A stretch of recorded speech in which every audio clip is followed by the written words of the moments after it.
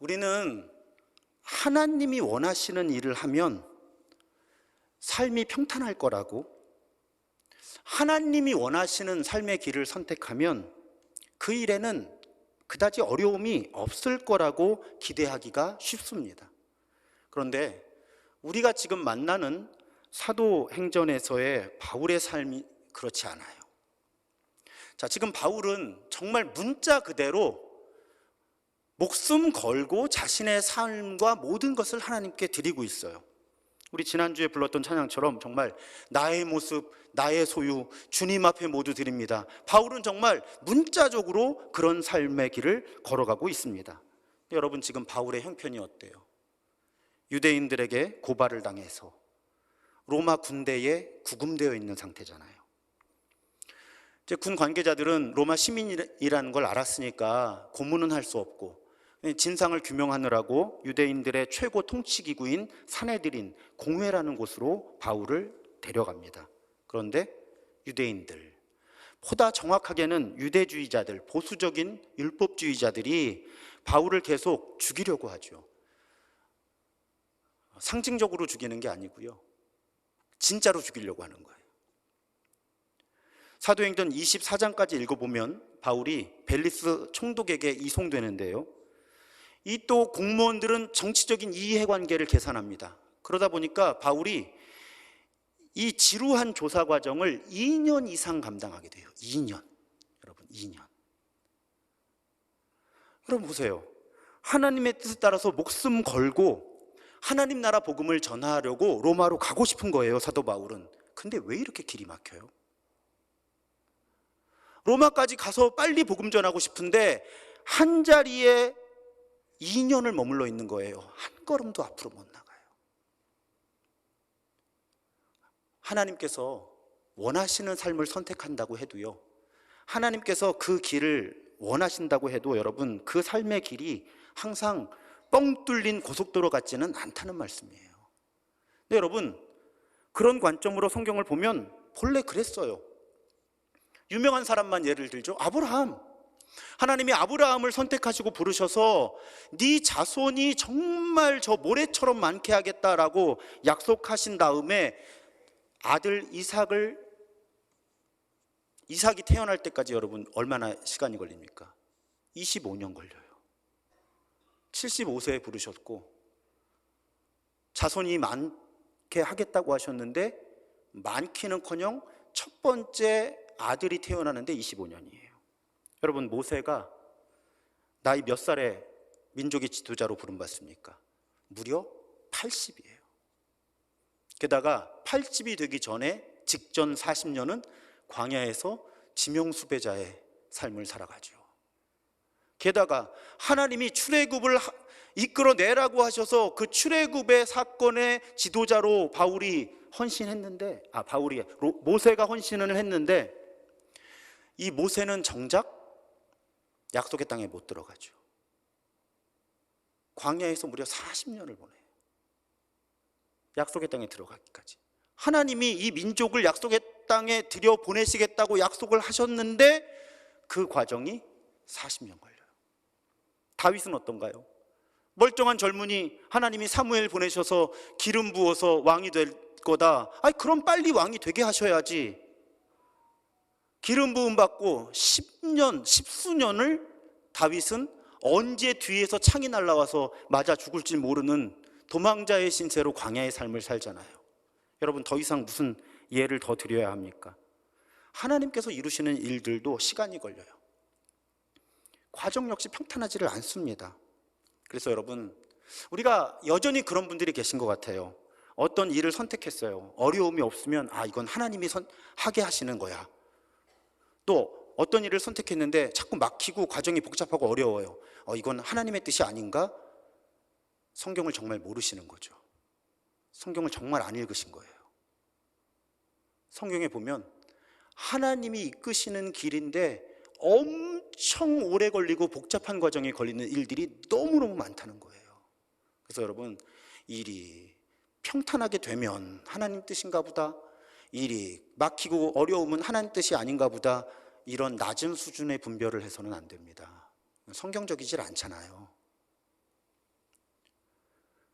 자, 그러면 궁금하죠? 왜 하나님께서 하시는 일인데 이렇게 시간이 오래 걸리고 과정이 복잡하게 엉킬까? 물론 기본적으로 보면요, 하나님께서 하나님의 뜻을 이루시기 위해서, 그래서 하나님의 기준에서 최고, 최상, 최선의 결과를 얻기 위해서 시간을 오래 두실 때가 있어요. 주로 하나님의 사람이 성숙해지게 하기 위해서 시간이 필요하거든요. 여러분, 아무리 좋은 걸 많이 먹어도 키가 자라려면 시간이 걸리잖아요. 시간이 필요한 거예요, 사람이 성숙해지려면. 공동체가 성숙해지는데도 시간이 필요합니다. 그래서 하나님이 하나님의 뜻임에도 불구하고 시간을 길게 하시거나 훈련 차원에서 과정을 복잡하고 어렵게 하시기도 해요. 그런데 사실 가장 큰 이유는 하나님의 뜻인데, 하나님의 일인데, 이 일이 지연되고 복잡해지는 가장 큰 이유는 우리가 순종하지 않아서 그래요. 성경을 정직하게 읽어보세요. 하나님의 뜻을, 정말 그 뜻을 모두가 동의하고 다 한 번에 따르면 오래 걸리지 않을 일들이 많아요. 복잡해지지 않을 일들이 많은 거예요. 그런데 하나님의 뜻을 올바르게 분별하지 못하는 사람들이 있고요, 또 분별하면서도 순종하지 않는 사람들이 항상 있는 거예요. 그러니까 하나님의 뜻은 지금 이 일이 금방 이루어지는 거예요. 그런데 어느 공동체나 어떤 사람들은 하나님의 뜻을 왜곡해서 해석을 하고 분별을 하니까 그 길 위에 설 수가 없는 거니까 갈 수가 없는 거죠. 그러니까 시간이 오래 걸리고 과정이 복잡해지는 거예요. 또 어떤 사람들은 분별은 했어요. 이것이 하나님의 뜻이다. 그런데 순종하고 싶지 않은 거야. 힘들고 어려우니까, 부담되니까. 그래서 걷지를 않아요. 그러니까 하나님의 뜻임에도 불구하고 시간이 오래 걸리고 과정이 복잡해지는 거죠. 여러분, 당장 지금 바울의 경험을 보세요. 이 유대주의자들이 얼마나 기를 쓰고 바울을 죽이려고 달려듭니까? 그러니까 바울을 통한 하나님의 선교 계획이 지연되고 있는 거예요. 사탄이 성실하게 하는 일이 이런 일들입니다. 일단 하나님의 뜻을 제대로 분별하지 못하게 하는 거예요. 여러분, 지금 바울을 살해하려고 달려드는 사람들이요, 왜 이런 일을 할까요? 믿음이 좋아서 그런 거예요. 지금 여러분, 우리 믿음이라는 게, 종교라는 게 이렇게 위험한 거예요. 지금 바울을 통해서 하나님이 선교하려고 하시는데 이 일을 가로막는 사람들은 믿음이 너무 좋아서 지금 이러고 있다니까요. 그런데 그 믿음이 살아계신 하나님을 향한 믿음이 아니라 자기의 종교적인 신념에 대한 믿음이었다는 거죠. 여러분, 제가 요즘에 목회를 하면서 쭉 교회를 보면 사탄이요, 예전에는 순종하지 못하게 하는 일을 많이 했어요. 일단 깨닫는 과정까지는 제가 볼 때 영향을 많이 못 미쳤어요. 제가 개인적으로 분별하는 거예요. 지금은요, 사탄이요, 아예 기준을 바꿔버려요. 옳고 그름을 바꿔버리는 거예요. 그래서 어떤 일이 분명히 하나님의 나라, 하나님의 관점에서 옳은 일인데 이것이 옳지 않은 일로 만들어버려요. 혹은 분명히 잘못된 일인데 잘못되지 않은 걸로 바꿔버려요. 그래서 교회가 어려운 거예요. 기준을 바꿔버리니까, 사탄이. 좀 거친 예를 하나 들겠습니다. 이해해 주세요. 세상이 교회 보고 세습하지 말라고 했나요? 아니에요. 교회들이 모여서 교단들이 스스로 법을 만든 거예요. 세습을 하지 말자고. 교회가 법을 만들었다니까요. 그 법을 교회가 안 지켜요. 그래서 왜 그 법을 안 지키냐고 하니까 이건 법을 지키고 안 지키는 문제거든요. 갑자기 이렇게 얘기하는 거예요. 세습이 뭐가 나빠? 기준을 바꿔버리는 거죠.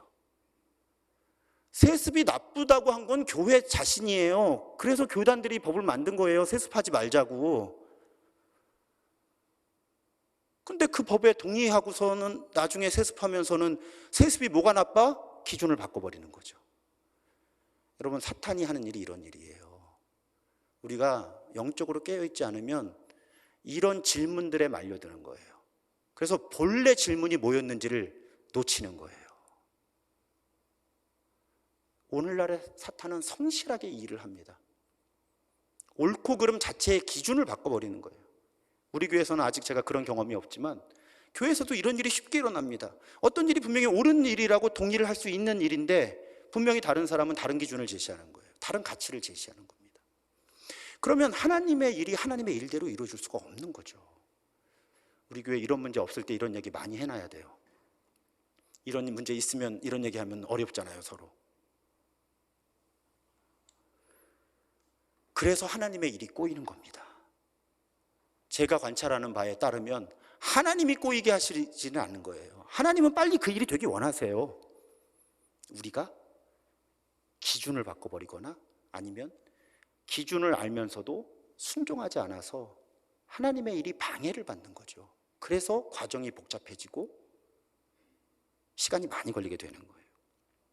근데 지금 바울의 형편을 묵상하다가 제가 이런 질문을 한번 던져봤습니다. 사도행전의 별명이 우리 성령행전이라고 우리 배웠잖아요. 근데 지금 하나님의 뜻이 바울이 로마에 가서 하나님 나라 복음을 전하는 것인데 2년 동안 한 걸음도 앞으로 못 나가거든요.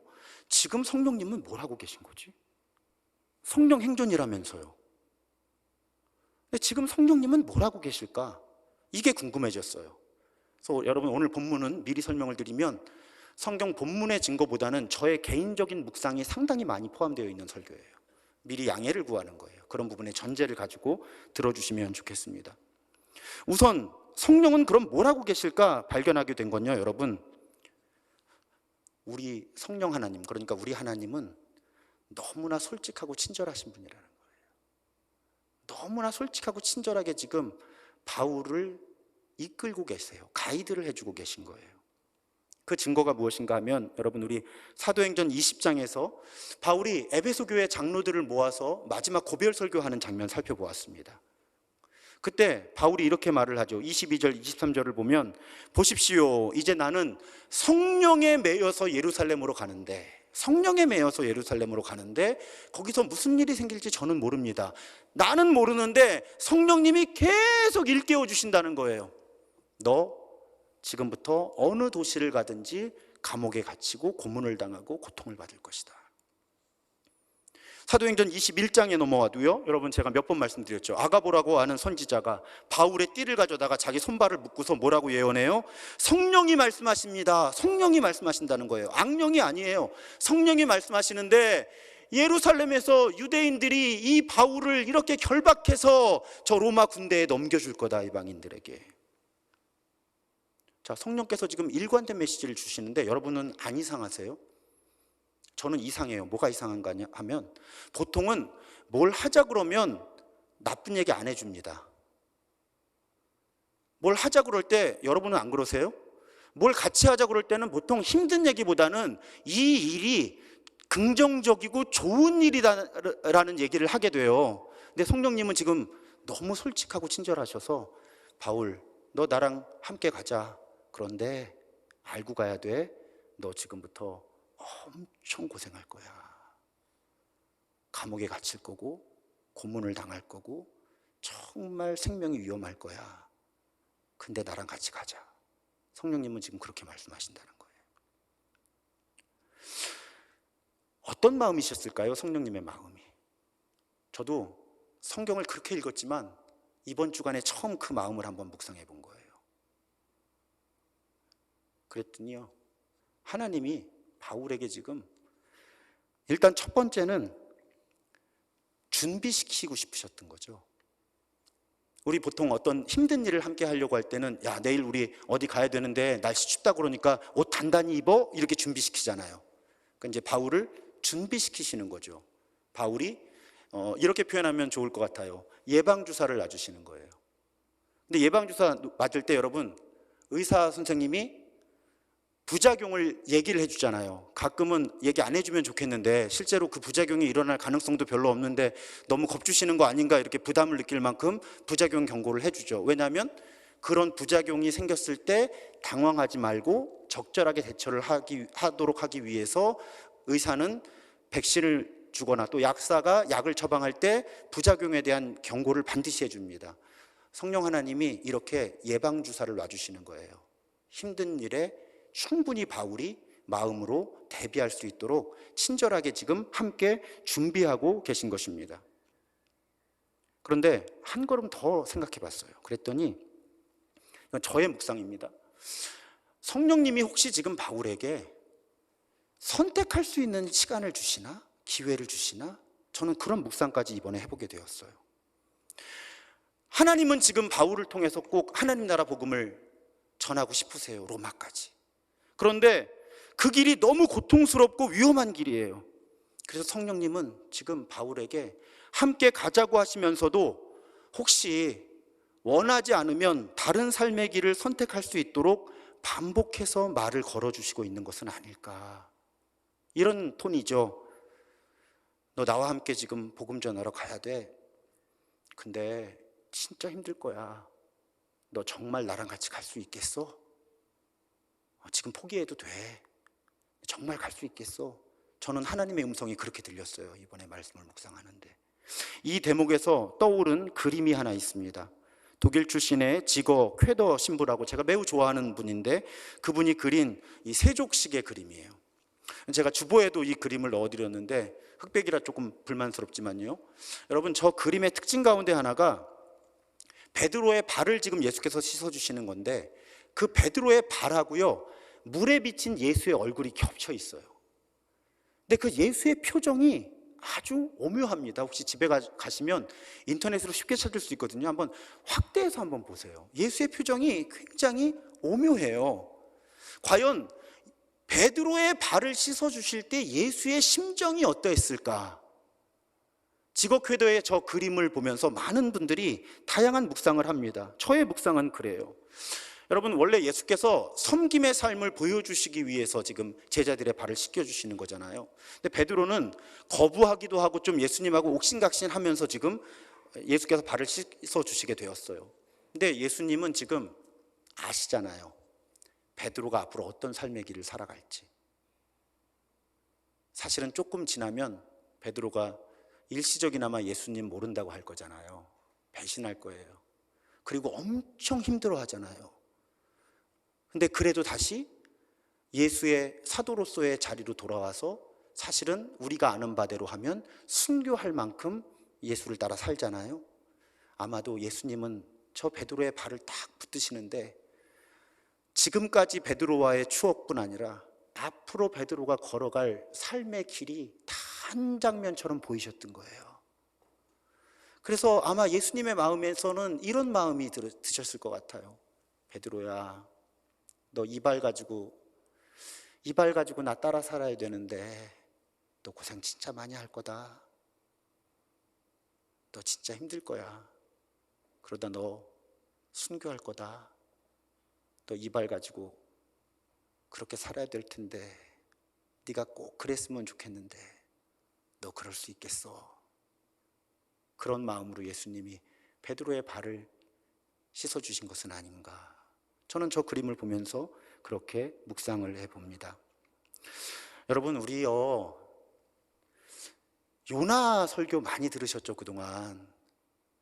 그래서 우리가 하나님에 대해서 고정관념을 갖고 있어요. 하나님은 야, 너 이거 해. 너 이거 하고 살아. 넌 이거 하고 살아. 그렇게 시키시고요. 그 길에서 조금이라도 벗어나면 바다의 풍랑을 만나게 하셔서 물고기 뱃속에 들어가게 하시는 것처럼. 여러분, 너무 우리는 요나 설교를 많이 들어서 우리 하나님을 그렇게만 생각하기 쉽다는 거예요. 마음대로 독재자처럼 우리에게 명령하시고 그 명령 어기면 엄하게 벌을 주시는 분으로만 하나님을 생각하기 쉽다는 거예요. 그런데 저 지곡회도의 그림이나 바울에게 일관되게 성령께서 네가 지금 앞으로 살아가야 될 길, 걸어가야 할 길이 험한 길이다라고 일러주시는 성령님의 모습이나, 여러분, 저는 일관되게 친절하신 하나님을 만나요. 일관되게 섬세하시고 친절하신 하나님. 바울에게 지금 그렇게 말을 걸어오신다는 거죠. 너 정말 갈 수 있겠어? 정말 이 길을 갈 수 있겠어? 갔으면 좋겠는데. 여러분, 저는 목사니까 또 목사의 마음이 그렇거든요. 저 사실은 설교할 때 되게 힘들어요. 왜요? 기록된 말씀에 따라서 제가 선포하지만 이 선포된 말씀대로 우리 교인들이 오늘날 같은 이 세속적인 문화 속에서 정말 예수 따라 살아가려면 많이 힘들 텐데, 많이 힘들 텐데, 그런 안타까운 마음이 왜 저에게 없겠어요? 그런데 예수님 말씀이니까, 성경을 통해 하나님께서 우리에게 주시는 말씀이니까 제가 그 부담을 무릅쓰고 설교를 해야 되잖아요. 근데 그럴 때 여러분들 얼굴을 보면 마음이 짠한 거죠. 특히 우리 교회는 설교를 취미로 듣는 분들이 별로 없거든요. 한 4년 겪어보니까 진짜 설교를 진지하게 들으시는 분들이 우리 교인 중에 많아요. 그래서 설교할 때 마음이 힘들 때가 많아요. 힘들 때가 많아요. 이 말씀대로 살려면 당장 내일 삶의 자리로 가서 얼마나 또 마음이 부딪힐까. 저는 그 마음이 예수님의 마음의 한 조각이 아닐까, 목사로서 그렇게 생각을 해봅니다. 근데 여러분, 성령님은 그렇게 솔직하고 친절하게 우리와 함께 하시는 분이시면서요, 우리를 도우시는 하나님이에요. 오늘 23장에 보면 어떤 사건이 등장을 하냐면, 유대인 40여 명이, 무려 40여 명이 바울 한 사람을 죽이기로 음모를 꾸밉니다. 이들이 대제사장과 장로들을 찾아가서 바울을 죽이기 전까지는 단식하겠다고 얘기해요. 종교가 이렇게 무서워요, 여러분. 단식하고 사람 죽이겠다고 달려드는데 종교 지도자들이란 사람들이 안 말려요. 여러분, 종교 조심하셔야 돼요. 맹목적인 종교가 이렇게 위험한 거예요. 그래서 디테일한 계획까지 다 세웁니다. 근데 바울이 목숨을 건져요. 어떤 일이 일어났나요? 바울의 조카가 이 계획을 듣습니다. 그리고 바울에게 알려요. 근데 바울이 이 얘기를 군대 관리에게 설명을 하죠. 근데 이 군대 관리가 무시하지 않고요, 이 보고를 또 자기 상관에게 보고해요. 그래서 바울을 더 안전한 상급 부대로 옮겨줍니다. 우연일까요? 저는 우연이 아니라고 보는 거예요. 왜 그러냐면, 여러분, 바울의 조카가 이 음모를 듣게 하려고 했을까요? 바울을 지금 죽이려고 단식까지 하는 사람들이 얼마나 자기 계획에 철저했을까요? 그런데 왜 바울의 조카가 이걸 듣게 되었을까? 또 바울에게 이 메시지가 전달이 되었다고 한들 바울을 감시하고 있는 공무원들이 한 사람도 아니고 그 상급자들까지도 바울을 살리는 방향으로 움직이는 것이 과연 우연이었을까? 여러분, 표정이 너무 심각해서 재밌는 얘기 하나 할게요. 우리나라가 16강에 올라갔어요, 월드컵에서. 근데 여러분, 저는 사실은 새벽기도 설교를 해야 된다는 압박감 때문에 축구를 보질 못했어요. 눈치는 챘습니다. 자다가 온 동네가 시끄러워지길래 뭔가 좋은 일이 일어난 건 분명하다. 여러분, 그래서 아침에 새벽 예배 다 마치고 기도하고 그러고 올라가서 이제 지금은 뭘 틀어도 축구가 나오겠지 하고 틀었더니 정말 나와요. 여러분, 왜 하필 그 공이 손흥민 앞에 떨어졌을까요? 그리고 타이밍이, 여러분, 온사이드, 오프사이드 이번에 인공지능하고 센서로 보는 거 아시죠? 그 차이가 여러분 0.01초나 됐을까요? 황희찬 선수가 돌파하는 장면이. 그리고 아시죠? 손흥민 앞에 발이 8개가 있었어요. 근데 그 8개 사이를 그 공이 통과한 거예요. 그리고 골키퍼가 넘어지는 타이밍이 정말 0.01초 차이로 공이 지나간 다음이었잖아요. 제가 무슨 말 하려고 그러는지 아시죠? 너무 심각하게 생각하지 마세요. 아, 이건 하나님의 은혜구나. 아, 이건 개인적인 고백이에요. 아니, 너무 신기한 거예요. 공이 손흥민 앞으로 튀었어요. 여러분, 손흥민이 아니었으면 다른 선수가 그렇게 독주하기도 어렵지만 독주한다고 해서 수비가 그렇게 흐트러지지 않는다는 거예요, 전문가들 입장이. 왜? 온 세계 선수들이 손흥민 선수가 자기 진영에서 공 잡고 혼자 단독 드리블해서 저쪽 골대까지 가서 골을 넣어서 전 세계에서 제일 멋있는 골을 넣은 선수로 뽑혔잖아요. 작년인가 재작년에. 온 세상 축구 선수들이 이거 다 알거든요. 손흥민이 뛰기 시작할 때 제가 볼 땐 모든 선수들이 그것만 생각한 거예요. 쟤 막아야 된다. 저는 하나님이 그렇게 도우셨다고 봐요. 물론 골을 먹은 선수들에게는 심심한 유감의 뜻을 표하지만요, 뭐 저 혼자 개인적으로 생각하는 거니까 여러분 너무 심각하게 듣지는 마세요. 왜 이런 말씀을 드리는가 하면 분위기도 좀 풀려고 했고요. 여러분, 성령께서 우리를 도우실 때, 자, 바울을 도우실 때 보세요.